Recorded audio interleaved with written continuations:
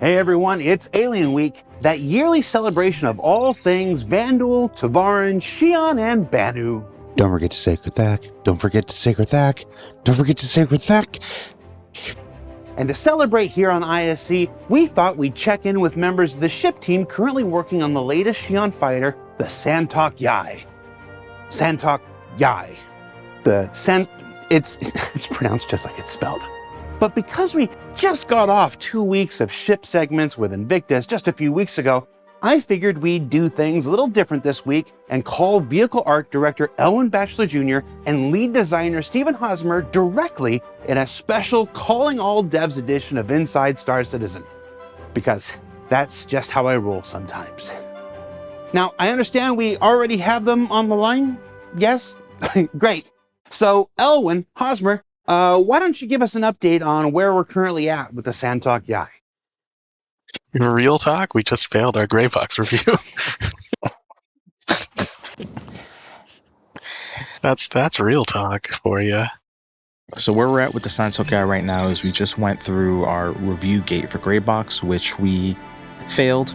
And it's not catastrophic. The main reason for that is because we haven't quite figured out how we're going to be doing and designing the cockpit dashboard yet.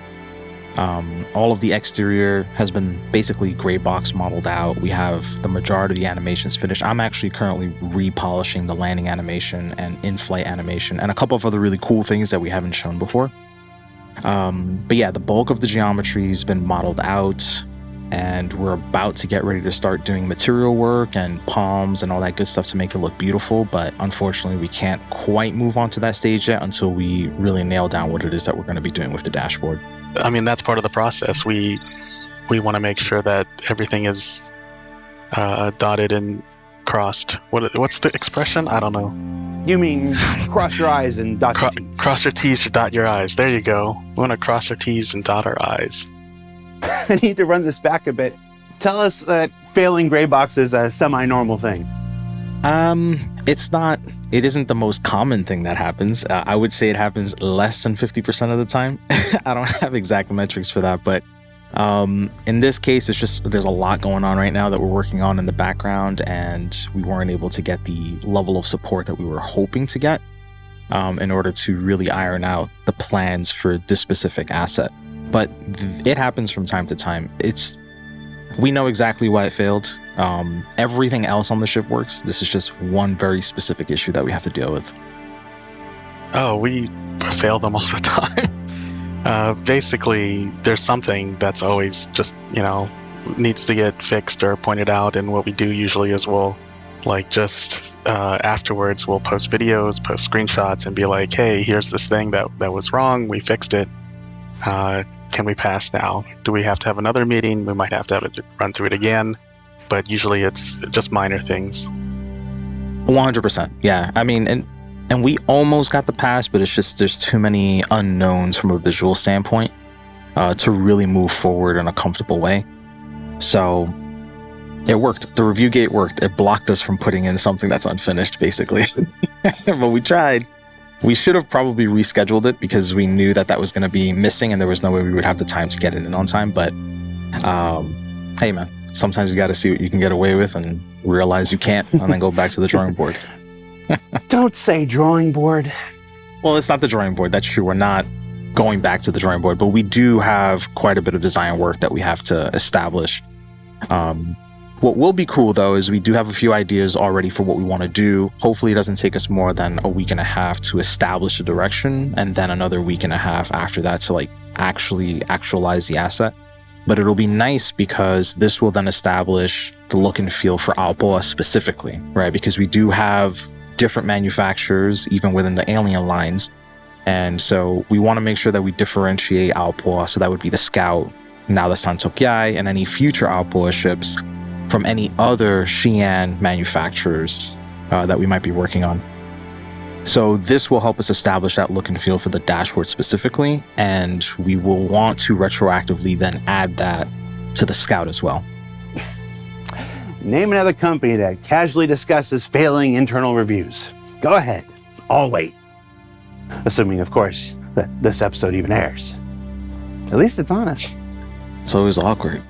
Every single time. So, besides having to figure out a new dashboard, I assume everything else is going well? What do you like so far about the SAN'TALK.YALL?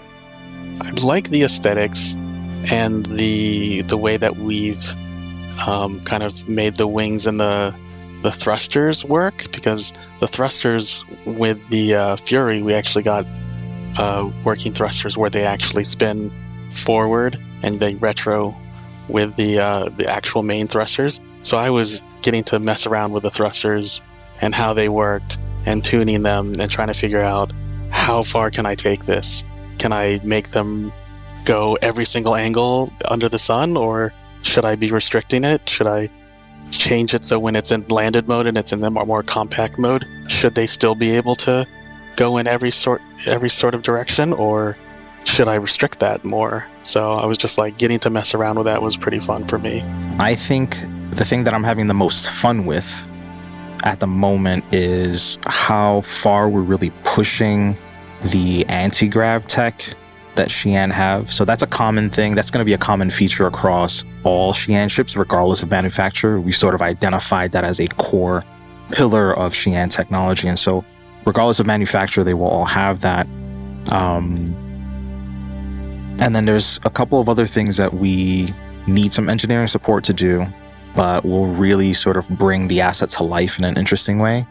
We're hoping to get a lot more movement on the wings as the ship kind of moves around. So just the basic idea of making the vehicle feel like a living, breathing creature as a whole.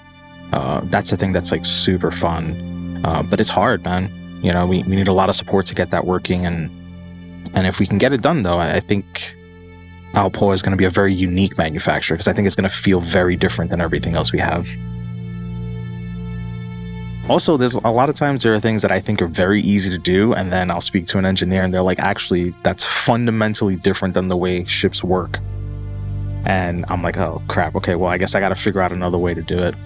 The most fun part, honestly, about the SAN'TALK.YALL just in general is we are trying a lot of new things. So we're stepping into areas that we haven't done before.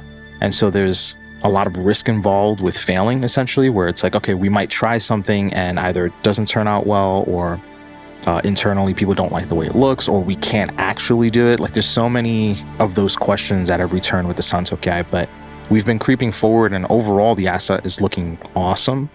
I'm just hoping we can cross that finish line to like the full vision that I have. I believe in you, Elwin. Thanks for your time. So yeah, that's a look at the current progress of the SAN'TALK.YALL working its way through the ship pipeline for an intended release later this year. And while we've got the ship team on the phone, let's see if we can get an update on the ship that's finally making its long-awaited debut in the upcoming Alpha 320, the Hull C from Musashi Industrial. Hey, John Crew, are you there? Hello. How you doing, man? I'm good, thanks. How are you? Good. The Hull C. Yep. This thing's been in development for a while. What's been going on, man? Well, how long have you got? Try to keep it under 2 minutes. Okay. Hull C, for those that don't know, is like the big 18-wheeler of the Star Citizen universe, designed for transporting bulk cargo around the stations and between solar systems. We started it, I want to say 5+ years ago. We got so far on the art and design side, probably early grey box. And then the sheer amount of technical challenges with this ship became apparent. We put a pause to it. We thought, we'll come back. The teams that need to help us have more important things to do at that point in time. There was object container streaming going on. So we're like, that's more important. We'll sort that out. We'll come back to it. And the last year or so, we've come back to it and had to deal with all those big technical challenges for the ship. And how's it doing today? What can folks expect? You can expect the ship working as we intended it to be when it was concepted. So it's quite a unique ship in the game. There's a lot of moving parts literally on it and some tech in there that you've never seen before in any ships. So primarily the hurdles revolved around that central spindle section that you can walk through whilst it's doing those animated states. We've essentially got 2 parts of the ship that move independent, or They're animated together, but they're independent parts of the ship. And a new way of loading cargo onto the ship.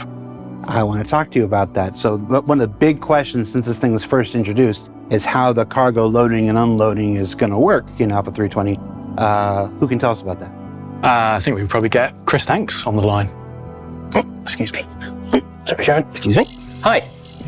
Hi, Chris Tanks. Hi, Jared. So how does cargo work for the Hull C in Alpha 320? So in Alpha 320, the Hull C behaves as we expect it to.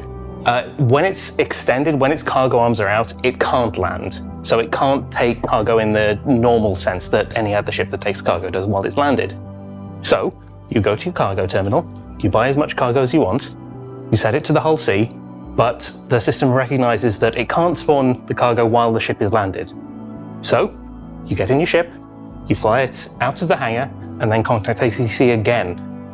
That is when the ship realizes, oh, I'm out of the landing zone now, I'm ready to take some cargo. So you extend it, contact the ATC, and the cargo will spawn on your ship then. Does this thing fit in any hangars? While it's collapsed, it'll fit in the large spec hangars. When it's extended, it doesn't fit in any hangar we have at the moment. You can dock it, though. It can be docked at any station. Has anybody tried to dock it when it's fully extended? Oh, I mean, you would hit the extent of the cargo long before your landing gear touched the ground. It would not be pretty. Well, I mean, somebody will have done it, and it will have been a magnificent explosion, but I wouldn't recommend it. All right, so we've been looking at images of the new Hull C. It looks fantastic. Which one of you is going to talk about how it looks? Probably Ben. You don't have Ben back here, do you? Hello. Take a seat, Ben. Hello, Jared. How are you? There's no way they're letting me do this with an episode ever again. Ben, talk us through it. The Hull C looks great. It's been a while getting there. Yep. Tell us about it. So as John mentioned, it's been in development for a while. We kind of stepped on it and stepped off it, depending on what tech we needed. I think, in our game we talk a lot about kind of gold standard, but really with the Hull C, it's kind of like current standard. So what we want to do is make sure that when we release the ship visually, it ticked all of our kind of current processes, and it kind of really was on par with everything else that we put out now compared to where it was kind of back in the day.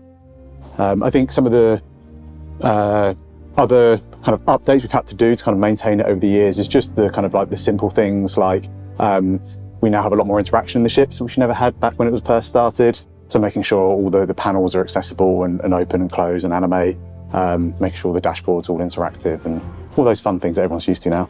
What are some of your favorite parts? What are things that people should look out for visually? I think, to be honest, the ship is a very industrial ship, and it really kind of feels that way. There's some like little things that I just love, like the main kind of airlock entrance into the ship feels really big and chunky and strong, which I think is needed on something so industrial.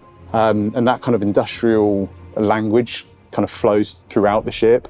I think my kind of main favourite place is engineering in the rear. The whole rear of the ship is kind of dedicated to really encompassing that idea that you are on a big workhorse.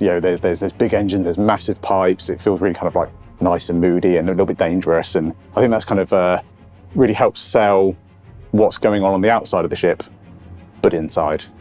Well, that all sounds great. So, what did we learn this week?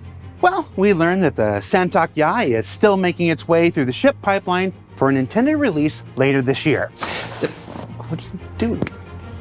That the Hull C looks great, and it's intended to arrive in the upcoming Alpha 320 with modified cargo loading and unloading. That inviting people into your ship and calling people for an interview less than an hour after they failed their go-no-go is either the best thing or the worst thing that you can do, depending on your point of view. And that it's Alien Week, and you should check out the RobertSpaceIndustries.com website and socials for all the various promotions, activities, and contests that usually go along with it. For Inside Star Citizen, I'm Jared Huckabee with Chris, John, and Ben. Thanks for exploring the process of game development with us, and we'll see you all here next week. Almost certainly back to the regular format.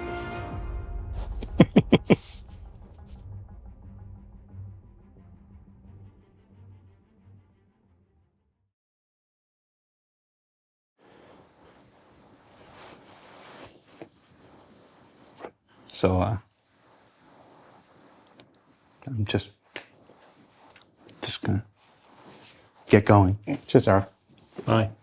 Bye.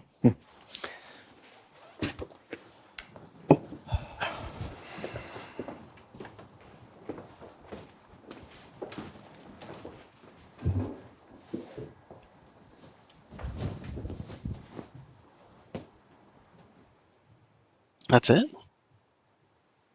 Damn.